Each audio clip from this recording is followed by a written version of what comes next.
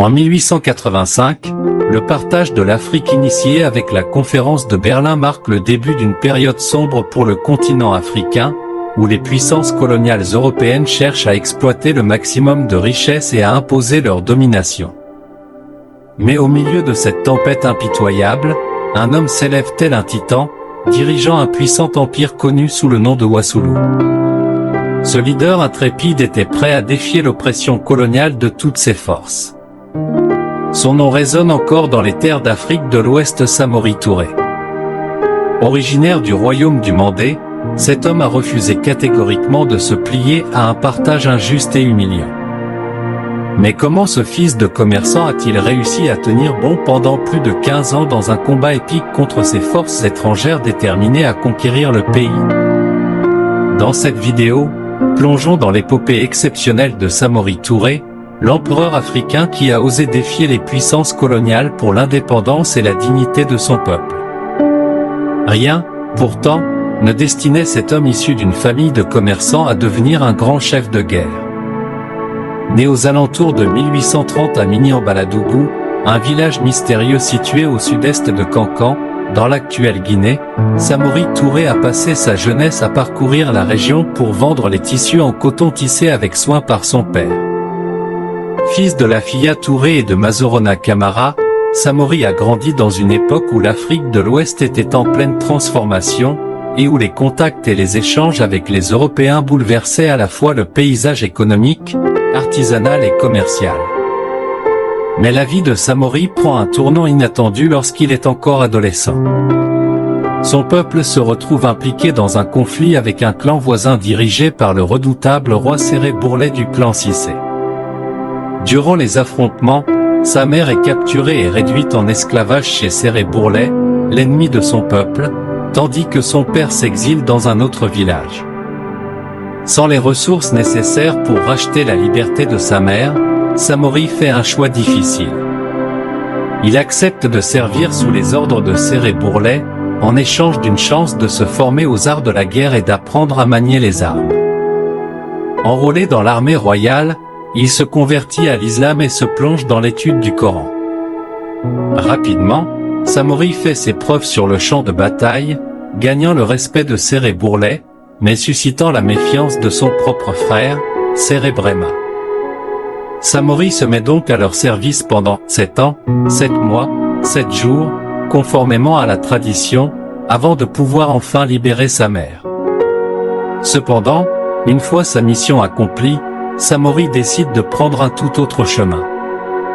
Il quitte les Cissé et rejoint l'armée des Bérétés, leurs ennemis jurés, avant de finalement rejoindre son propre peuple, les Camara. Affirmant son indépendance vis-à-vis de Séré Bourlé, Samori gagne peu à peu le soutien grandissant des chefs malinqués grâce à sa vision de l'unité. Patiemment, il commence à se construire un empire, utilisant la persuasion, les menaces et la guerre, comme l'avait fait le légendaire Soundjata Keita au Mali, pour étendre l'État mandingue. Samori se voit attribuer des titres qui incarnent à la fois une consécration de son passé et un projet pour l'avenir. Il est d'abord le Kélétigui, chef de guerre, puis le Mouroutigui, maître du sabre, et enfin le Fama, le souverain incontesté. Il prononce solennellement le serment de protéger son peuple contre les Bérétés et les Cissé. Conscient de l'importance d'une armée puissante, il crée une force militaire professionnelle et nomme ses proches, y compris ses frères et ses amis d'enfance, à des postes de commandement clés. Progressivement, Samori s'affranchit et forge sa propre voie. Il construit une armée redoutée, organisée et puissante, qui compte dans ses rangs les célèbres Sofa, des soldats en uniforme dotés d'une très grande réputation. Samori nourrissait aussi une vision audacieuse: créer un État moderne, centralisé et efficace. Il rêvait d'un État guerrier et marchand, où les richesses seraient acquises grâce au commerce des marchandises. À partir de 1864, la disparition mystérieuse d'El Hadj Omar Foutiyou Tall, fondateur de l'empire tout couleur en pleine expansion, marque le début d'une lutte effrénée pour le contrôle des territoires. C'est dans ce contexte que Samori Touré fait son entrée en scène 3 ans plus tard. Sous le titre d'Al-Mami, il devient un guide religieux et spirituel respecté, unissant sa foi musulmane à ses aspirations politiques. Cependant, deux puissants rois du sud du Mandé, Diamoro Hadji Diakité et Worokodo Famoudou, unissent leurs forces pour essayer de contrer la montée en puissance de Samori Touré. Le 4 avril 1867, une bataille légendaire connue sous le nom de « bataille de Saman-Saman » éclate entre les forces de Samori et celles de ses adversaires redoutables. C'était un affrontement épique où les rois se disputaient la suprématie. Finalement, Samori sort victorieux de cette bataille majeure, consolidant ainsi sa position en tant que chef militaire puissant. Au fil des années, Samori poursuit sa quête de domination, éliminant ses principaux concurrents un par un. Il établit la ville de Bissandougou comme capitale de son empire florissant. À travers des échanges commerciaux et diplomatiques, il tisse des liens avec l'empire tout couleur en déclin. Samori Touré règne désormais en maître absolu sur un territoire vaste et diversifié appelé Wassoulou. Ce grand empire s'étendait sur une partie de la Guinée, du Mali, de la Sierra Leone, du Burkina Faso, du Libéria et de la Côte d'Ivoire. Ces collines verdoyantes étaient peuplées de plus de 300 000 personnes, représentant une mosaïque ethnique comprenant les Malinké, les Sénoufos, les Mossi, les Peuls, les Soso et bien d'autres encore. Seul le royaume tout couleur d'Amadou Chekou, fils et héritier d'El Hadj Omar Tol, constituait un rival de taille. Mais Samori Touré ne se contente pas de bâtir un empire puissant.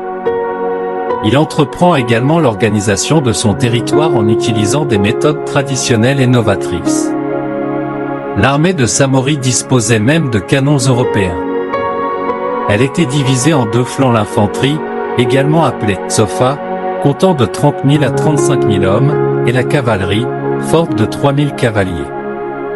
Chaque unité était subdivisée en sections permanentes, favorisant ainsi l'esprit de camaraderie et la loyauté envers les chefs locaux. Dans les années 1880, les grandes puissances coloniales européennes se lancent dans une course effrénée pour s'approprier les richesses de l'Afrique. Les colonies françaises fixent leur regard sur l'empire de Wassoulou, gouverné d'une main de fer par Samori Touré, perçu comme un obstacle majeur à leur expansion. En février 1882, à l'apogée de l'empire mandingue, les Français accusent Samori Touré de refuser d'obtempérer à leur ordre de se retirer d'un important centre commercial, Kéniéran, que son armée avait attaqué et occupé. Blessés dans leur honneur, les Français lui déclarent la guerre. Mais Samori ne se laissera pas faire si facilement.